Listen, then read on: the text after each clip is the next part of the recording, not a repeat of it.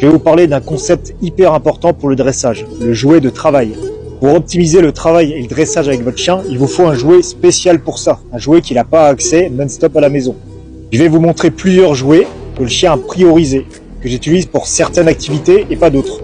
Il a son jouet qu'il a accès à la maison non-stop, il a son jouet de travail lambda, et il a son jouet ultime. Et vous verrez qu'il a priorisé tout ça. Quand je lui demande quelque chose de vraiment compliqué pour lui, je vais mettre son jouet ultime. Quand je vais demander du travail lambda, je vais prendre son jouet de travail classique. Alors qu'à la maison, il a toujours des balles en accès libre, mais qui n'intéressent pas du coup pour travailler. Voilà la balle qu'il a accès en libre à la maison. Vous voyez, ils m'ont déjà un certain intérêt, il regarde la balle. Maintenant, je vais lui sortir son jouet de travail classique.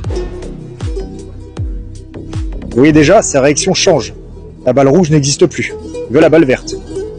Maintenant, je vais ranger la balle lambda et je vais lui sortir sa balle ultime. Alors, la balle verte n'existe plus, il voit que sa balle ultime. Je peux faire des switches. Vous verrez que son intérêt se porte toujours sur la balle à la valeur la plus élevée.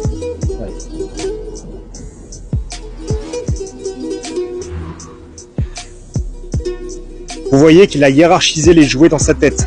Celle-là, c'est l'ultime. Celle-là, juste en dessous. Et celle-là, en tout dernier. Celle-là, il est en accès libre à la maison, il joue avec. Celle-là, il est en récompense pour du travail lambda.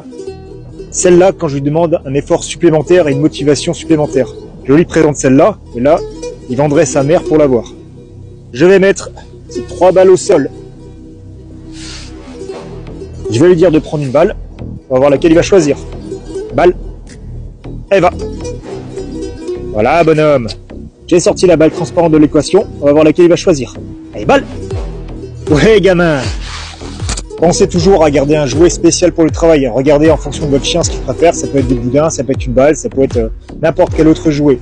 Vous voyez ce qu'il aime le plus et vous le gardez juste pour le travail. À la maison, vous lui donnez des jouets de loisirs. Et pour le travail, il a un jouet spécifique qui lui est retiré à chaque fin d'entraînement pour lui créer un manque. Ça, la fois suivante, il sera demandeur, voire à travailler pour recevoir son jouet.